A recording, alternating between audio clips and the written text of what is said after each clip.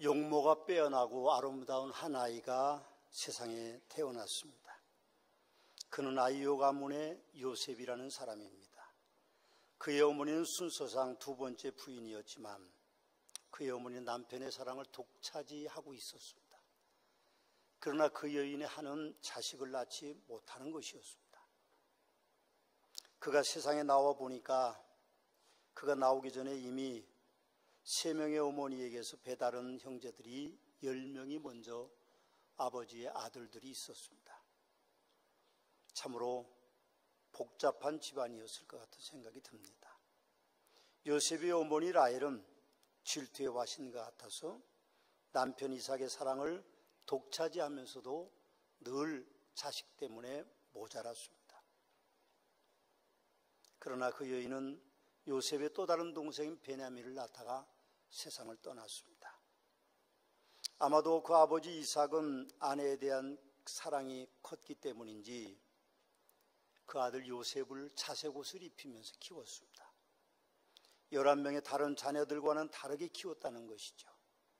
그래서 형들 10명이 자색옷을 입고 일을 시키지 않는 요셉을 보고는 아버지에게 원망도 했고 실제로 동생 요셉에게 시기와 질투를 했습니다. 그런데 설상가상으로 이 요셉은 아버지의 사랑뿐만 아니라 하나님의 사랑도 받고 있는 듯 싶었습니다. 어느 날 17살 되었을 때에 이 요셉이라는 동생이 꿈을 꿨다고 하면서 형들에게 이야기했습니다. 들에서 곡식단을 묻는데 내 단이 일어서고 11명의 다른 곡식단들이 나를 향하여서 절하더이다. 그렇게 자기 꿈을 이야기합니다. 형들의 생각엔 어이가 없는 거죠. 동생에게 자기들이 모두 엎드려 절하는 그런 상황이 벌어질 것을 상상해 보면 좋아할 형들은 없었죠.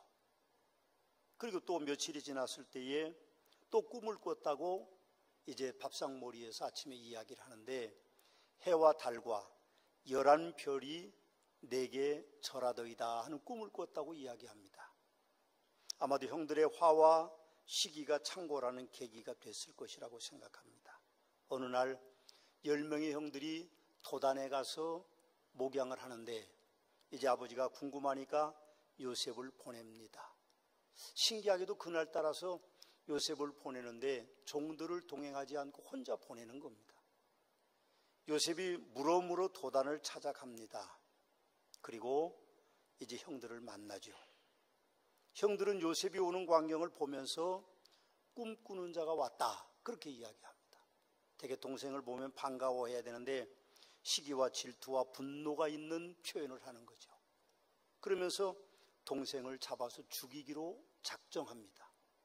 그러나 큰형 루벤은 우리가 동생을 죽이지는 말자 그렇게 말하고는 구덩이 속에 깊은 구덩이 속에 동생을 던져 넣습니다. 그리고 루벤은 잠깐 자리를 비우는 사이에 미디안 상인들이 애굽으로 내려가면서 이제 그들을 만납니다. 그때 유다라고 하는 다른 형이 동생에게 피를 묻힐까 봐 우리가 차라리 저 미디안 상인들에게 팔자 흥정을 하니까 미디안 상인들이 은 50을 주었습니다. 그리고는 그에게서 그렇게 미워했던 채색옷을 벗겨냅니다. 요셉은 팔려갔고 형들은 채색옷을 벗기고 그리고 그 옷에 양의 피를 묻히면서 아버지께 돌아와서 아버지 이것이 동생의 옷이 맞느냐 그렇게 묻습니다. 아버지는 채색옷을 보고는 통곡을 했겠죠. 그리고 요셉은 팔려갑니다. 요셉이 애굽왕 바로의 친위대장 보디발의 집에 종으로 팔려가서 그곳에서 10년 동안 종살이를 합니다. 그러나 요셉은 복이 있는 사람이기 때문에 어디를 가든지 범사에 하나님이 형통하게 하셨습니다. 그래서 보디발의 신임을 얻고 그 집을 관리하는 총집사가 됩니다. 모든 것을 자기 마음대로 할 수 있도록 허락을 받죠. 그러나 아내만큼은 마음대로 할 수 없도록 했기 때문에 요셉은 아마도 어려움이 있었던 것 같아요. 그 보디발의 아내가 용모가 빼어나고 아름다운 요셉에게 반해서 나와 동침을 하자 그렇게 요구를 합니다. 여러 번 요구했지만 듣지 않았는데 우연히 같은 날 같은 장소에 둘만 있게 되니까 여인이 요셉을 아마 좀 유혹을 심하게 했던 것 같아요. 그러나 요셉은 그의 손에 맡겨져 있는 윗옷을 벗어 던지고 도망을 칩니다. 그리고 그 밤에 일이 터지죠. 친위대장 보디발이 왔을 때에 그 부인은 눈물로 자기의 어려움을 호소했던 것 같아요. 나를 겁탈하려고 했다. 그래서 내가 그 종의 옷을 잡고 있다. 아마 역으로 그렇게 했던 것 같아요. 보디발은 알고 있었던 것 같습니다. 아마 보디발이 그걸 사실로 믿었다면 그 자리에서 칼을 들어서 그를 해했을 텐데 알고 있었던 것 같아요. 그래서 감옥으로 보냅니다. 왕의 신하들이 갇히는 감옥으로 보냈는데 그 감옥에서 요셉은 2년이 넘게 감옥 생활을 합니다. 그러나 하나님께서는 요셉이 감옥에 있을 때도 범사에 형통케 하시는 하나님이셨습니다. 그래서 요셉이 손을 댄 곳마다, 일하는 곳마다 놀라운 형통이 나타나니까 간수장이 요셉에게 그 옥중에 있는 모든 살림살이 제반 업무를 맡겼죠. 그리고 어느 날 관원장들이 둘이 들어왔는데 한 관원장은 술 맡은 관원장이고 바로왕의 관원장, 한 사람은 떡 맡은 관원장이 들어왔습니다. 서로 이제 친밀하게 같은 죄수니까 지냈는데 어느 날 술 맡은 관원장이 아침에 일어나더니 내가 이상한 꿈을 꿨다. 그렇게 이야기하는 겁니다. 그리고 또 한 사람 떡 맡은 관원장이 꿈 얘기를 하는 겁니다. 그래서 요셉이 꿈에 해몽을 해줍니다. 당신은 3일 후에 왕 앞에 다시 나가서 술잔을 왕에게 드릴 수 있을 겁니다. 그렇게 해몽을 해주고 떡 맡은 관원장이 그 해몽이 너무 좋으니까 나도 해몽을 해달라 그러는데 당신은 3일 후에 왕의 부름을 받는데 목이 달아날 겁니다. 그렇게 해몽을 해주죠. 근데 신기하게도 3일 후에 요셉이 꿈에 해몽해 준 대로 술 맡은 관원장은 다시 복직이 되고 떡 맡은 관원장은 왕에 의해서 처형이 됩니다. 술 맡은 관원장이 감옥을 나갈 때 요셉이 부탁을 합니다. 나를 잊지 마십시오. 내가 꿈을 해몽해 준 걸 잊지 마십시오. 얼마나 고마웠겠어요. 그런데 술 맡은 관원장은 술을 많이 마셔서 그런지 그걸 잊어버린 것 같아요. 그 2년 동안 아무 연락이 없어요. 만 2년이 지났을 때에 바로 왕이 꿈을 꿨는데 이상한 꿈을 꿨습니다. 나일강에 7마리의 소들이 있는데 살찐 소들이 있었는데 갑자기 파리한 소, 야윈 소들이 와서 그 7마리의 소를 잡아먹는 꿈을 꿨습니다. 바로왕은 굉장히 찝찝했겠죠. 그래서 해몽을 대신들에게 부탁했는데 아무도 대신 중에서는 그 꿈을 해몽할 주는 사람이 없었습니다. 왕은 명령을 내리죠. 내 꿈을 해석해 줄 박수들을 찾아라. 박사들을 찾아라. 그렇게 명령을 내리는데 애굽 그 드넓은 땅에 있는 박수들, 무당들 그리고 총명하게 일어난 박사들이 그 꿈을 해석하는 사람이 없었습니다. 그래서 왕은 고민에 빠져 있고 그 광경을 보고 있던 술 맡은 관원장이 드디어 생각이 났습니다. 아, 왕이시여, 내가 감옥에 있을 때 이러이러한 젊은이가 있었는데 내 꿈을 해석해주고 떡 맡은 관원장 꿈을 해석해줬는데 그 꿈이 그대로 3일 후에 이루어졌습니다. 아마도 그 청년이면 충분히 왕의 꿈을 해석할 수 있을 것 같습니다. 빨리 불러라. 그래서 불렀는데 이미 하나님이 그 꿈에 대해서 아마 요셉에게 가르쳐 주신 것 같아요. 왕 앞에 나간 이 요셉이 7마리의 살찐 소는 풍년을 가리키는 겁니다. 애굽 땅에 7년 동안 풍년이 있을 것입니다. 그러나 파리하고 야윈 그 풍요로운 소를 잡아먹은 소들은 흉년을 가리키는 건데 7년 풍년 이후에 7년 흉년이 있을 겁니다. 그렇게 이제 꿈 해몽을 해줍니다. 왕이 들어보니까 그 꿈이 맞는 것 같아서 이제 요셉과 이야기를 하다가 그럼 이 흉년을 어떻게 우리가 이길 거냐. 아마 요셉은 총명하니까 이렇게 하면 됩니다 하고 그 꿈 이제 전제로 그 문제를 해결해 주기를 원했어요. 왕은 너무 감동했죠. 그래서 감옥에 있던 그 젊은 이방인을 데려다가 애굽 저 온 땅을 다스리는 총리로 세웁니다. 그게 가능했을라나. 그런데 왕은 감탄했으니까요. 그래서 우리가 창세기를 보면요, 이 요셉이 풍년 때에 곡식을 많이 모아놓고 흉년 때에 그 곡식을 비싸게 외국 땅 사람들에게 파는 일들을 해서 애굽이 거부가 되는 일들이 일어납니다. 그 흉년의 기간이 계속되는 동안 문제는 가나안 땅, 애굽의 위쪽에 살고 있는 그 가나안 땅에 있는 그 형들과 아버지가 흉년을 맞게 되죠. 어떻게 한 해는 잘 버텼는데 그 다음에도 계속되는 흉년 속에 그들은 버티지 못하니까 애굽에 곡식이 많다는 이야기를 듣고 아마도 곡식을 사러 왔던 것 같습니다. 10명의 형들이 낙타를 타고 왔는데 이제 소문이 들렸겠죠. 가나안 땅에서 이러이러한 사람들이 곡식을 사러 왔습니다. 그러니까 그 사람들을 불러라. 높은 자리에 앉아서 애굽 복장을 하고 있는, 머리를 다 밀고 그리고 갑옷처럼 생긴 옷을 입고 위통이 다 벗은 상태로 그렇게 있는 그 총리 요셉을 형들은 알아볼 수가 없었습니다. 그러나 요셉은 자기 형들인 줄 알고 대화를 하지도 못하고 뒤뜰로 가서 자기 방에 통곡을 하고 나와서 그 형들에 대합니다. 그리고 형들을 금잔을 훔쳐간 도둑으로 몰고 형을 하나 감옥에 넣고 나머지 9명의 형들을 보내서 베냐민 동생을 데리고 오도록 하고 아버지를 결국 모시고 오는 해피엔딩으로 끝나는 이야기가 창세기에 기록되어 있습니다. 마지막 요셉은 그의 아버지의 죽음을 맞습니다. 성대한 장례식을 치러드리죠. 40일 동안 미이라를 만드는 작업을 했고 40일 동안 이제 그들이 애곡하는 기간 동안 있고 70일 동안을 애굽의 사람들이 통곡하도록 애곡하도록 했고 40일 동안 이제 올라가서 장례를 치르고 옵니다.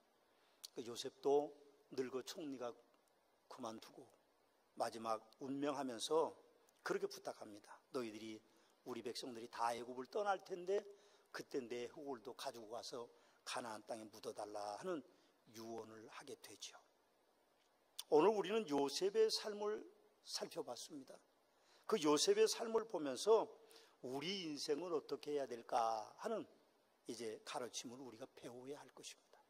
성경의 가르침은 1.1핵도 변하지 않고 진리입니다.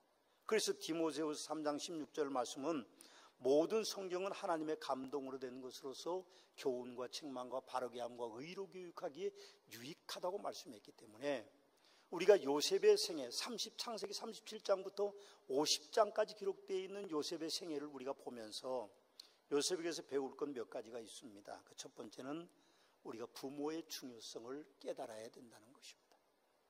부모된 우리는 부모는 자녀에게 복을 나누어 주는 절대적인 존재라는 가르침을 잠시도 잊지 말아야 합니다. 부모에게서 태어난 요셉은 부모의 영향을 절대적으로 받을 수밖에 없었습니다.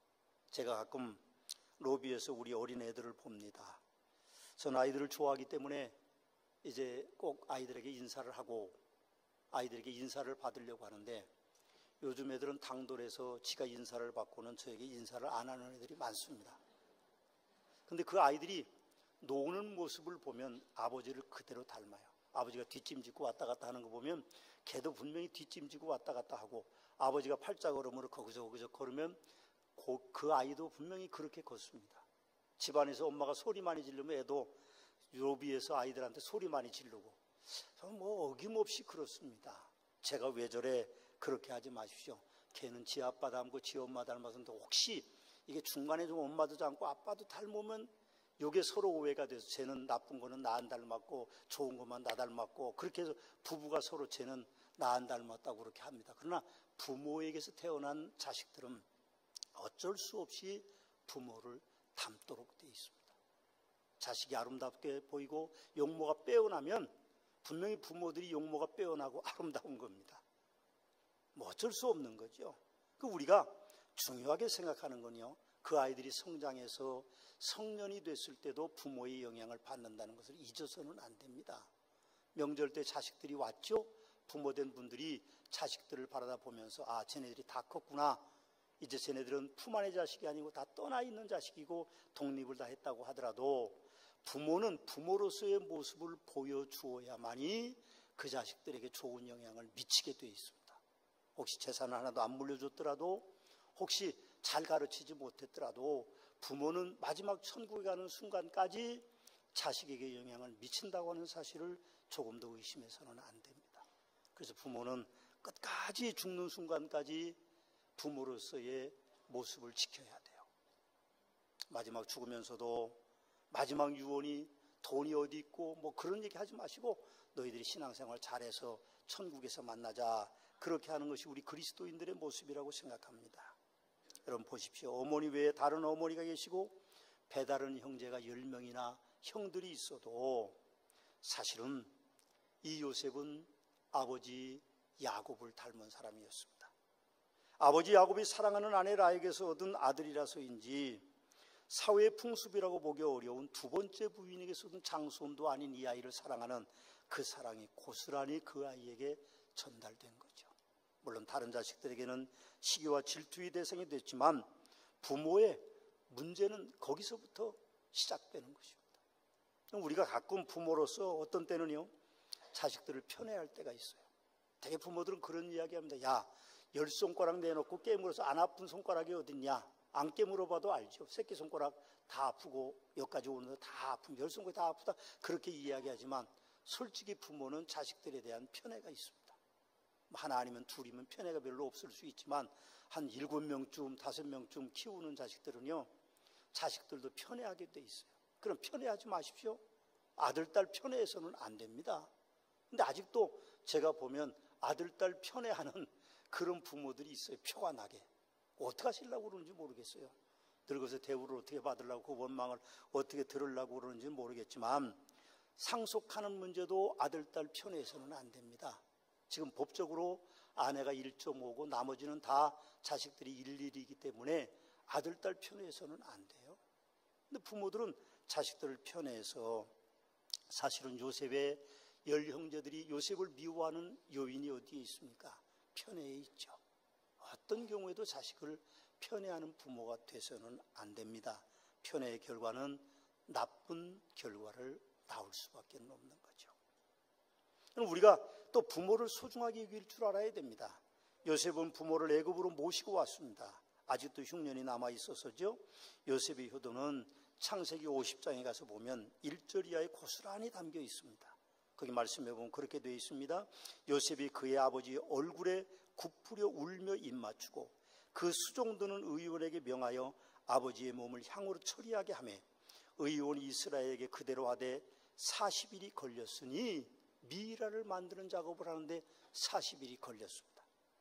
향으로 처리하는 데는 이날수가 걸림이며 애굽 사람들은 70일 동안 그를 위하여 곡하였더라, 그렇게 이야기합니다. 이방 사람 하나 죽는데 아들을 잘 두어가지고 효도받는데 70일 동안 이스라엘 사람들이 곡을 하고 그리고 40일 동안 미라의 작업을 하는 그런 일들이 일어나게 되죠. 가나안으로 이제 장례를 치르러 가는데도 거대한 군대들이 따라갑니다. 이스라엘 가나안 땅에 사는 사람들이 보니까 이스라엘 사람들이 아닌 애굽 사람이 통곡했다고 그 지명 이름도 애굽인의 통곡이라는 이름이 붙일 정도로 아버지의 장례를 거창하게 해줍니다. 우리는 부모에게 효도할 수 있어야 됩니다. 부모가 영원히 계시지 않죠. 뭐 여러분들이 보기엔 부모가 늘 제자리에 있는 것 같아도 어느 날 부모가 제자리에 없으면 효도를 할 수 없습니다. 죽은 다음에 제사상 차려놓고 뭐 소고기 차려놓고 피등어 차려놔도 그 별 의미가 없는 겁니다. 살아있을 때 효도를 다해야 되죠. 그러나 자식들의 마음은 꼭 그렇지는 않을 거라고 생각합니다. 효도는 결국 여러분들이 효도받는 그 통로이기 때문에 여러분들이 부모에게 어떻게 하느냐에 따라서 자식들이 그렇게 하는 거죠. 어떤 가정에 이제 놀러를 가는데 엄마가 혼자 계시는데 엄마를 안 데리고 가는 거예요. 그러니까 그 집 손자가 아빠 왜 할머니는 안 모시고 이런가, 할머니는 집 보셔야 돼. 그리고 떼어놓고 가니까 그 손자가 차에 타면서 그러더래요. 나중에 나도 아버지 떼어놓고 가야지. 그렇게 이야기했다고 그럽니다. 효도는 복받는 길입니다. 효도해야죠. 아버지가 좀, 어머니가 좀 초라하고 좀 보기에 좀 그럴 수도 있습니다. 그러나 낳아주시고 길러주신 것이 부모가 없으면 여러분들이 있을 수 없기 때문에 효도해야 됩니다. 또 요셉의 성회를 통해서 우리가 또 하나 배워야 될 점은 형제간의 우애를 깨달아야 합니다. 자식이 많으면 바람 잘 일이 없다는 속담이 있습니다.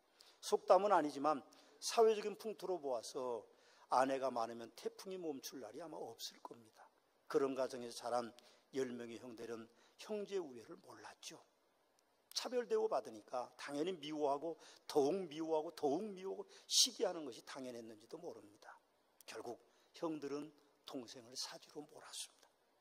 다시는 보고 싶지 않기 때문에 상인들에게 은 20 겨우 그거 받고 동생을 팔아먹어버렸고, 그리고 동생만을 사랑하는 아버지를 동생의 옷을 찢어서 피를 묻혀서 죽은 것으로 그렇게 만들어버리고 말았습니다.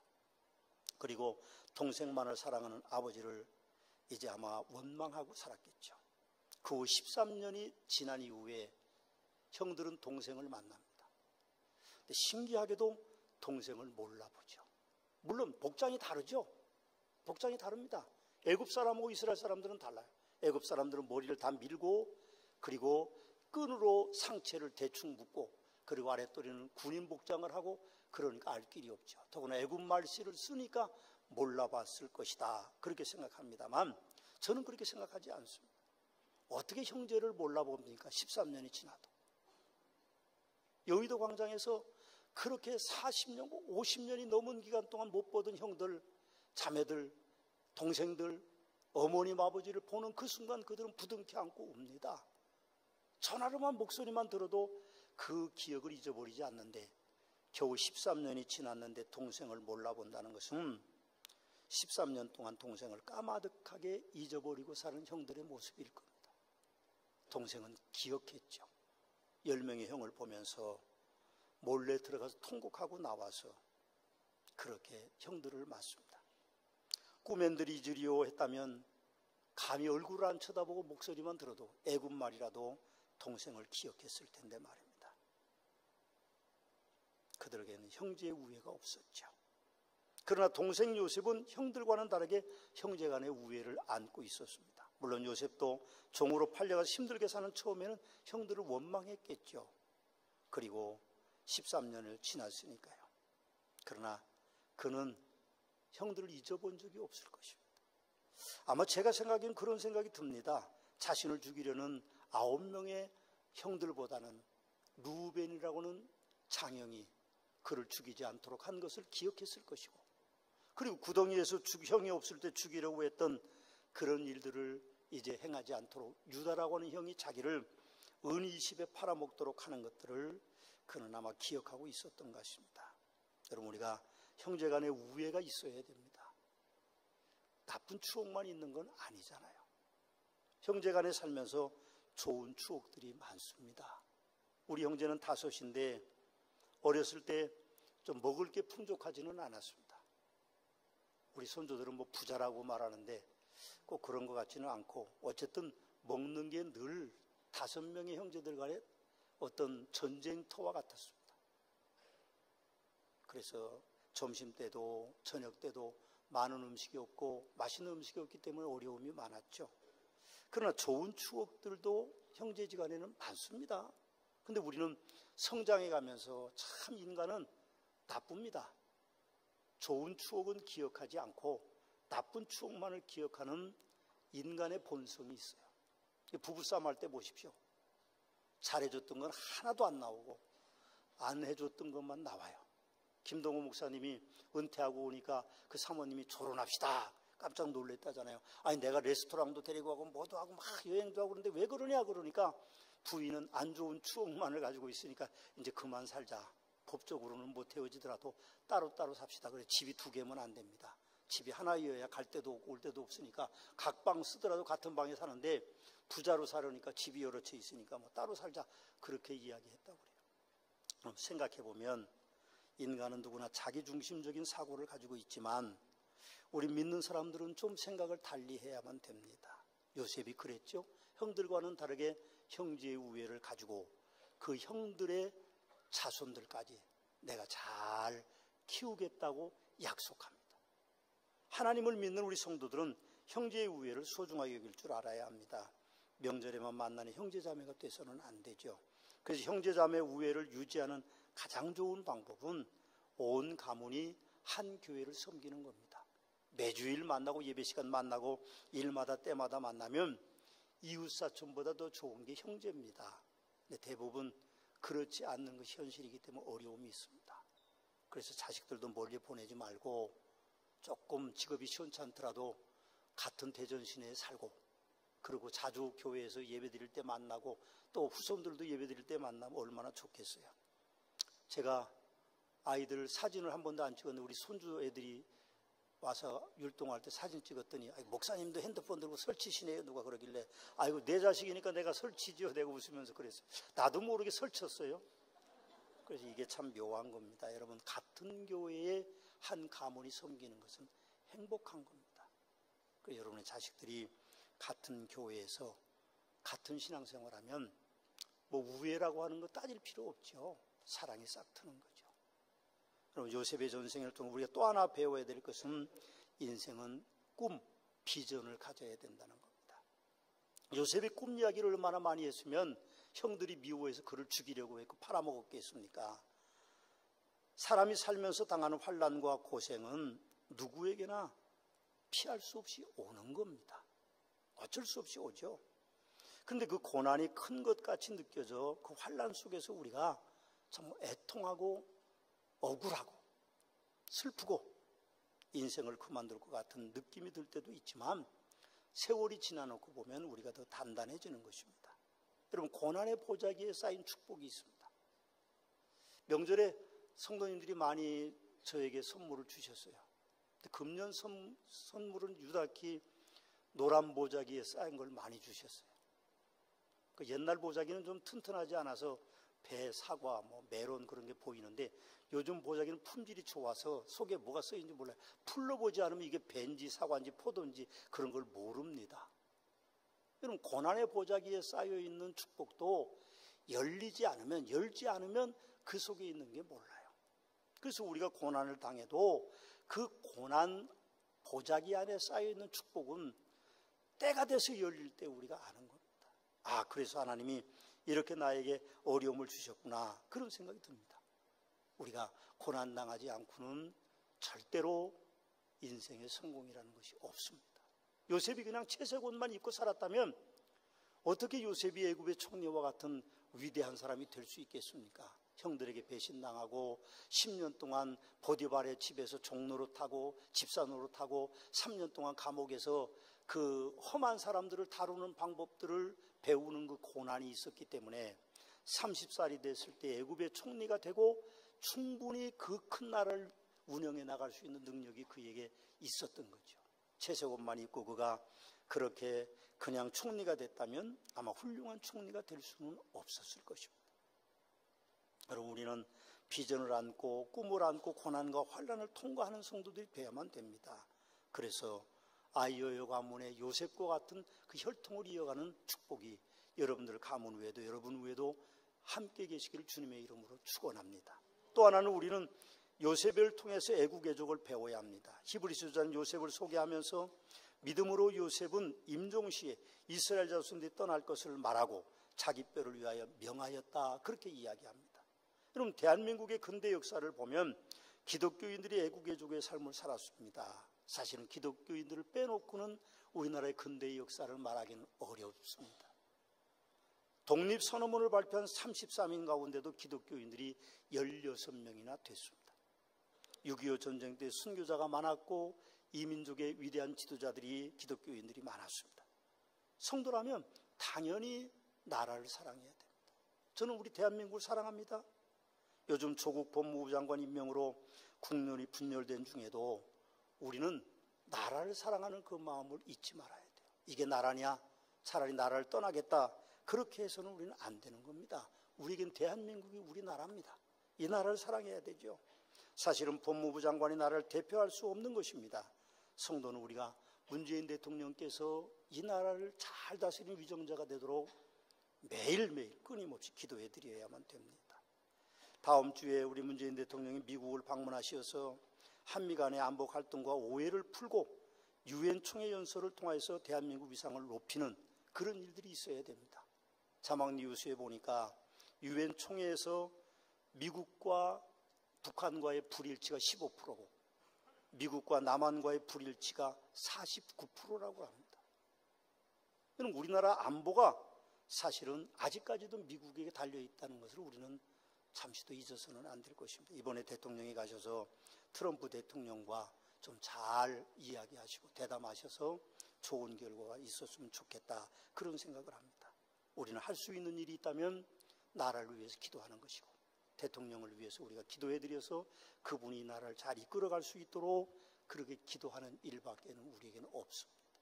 우리는 범인이기 때문에 더 이상 어떤 문제를 해결할 수 있는 능력이 우리에게 주어져 있지는 않습니다.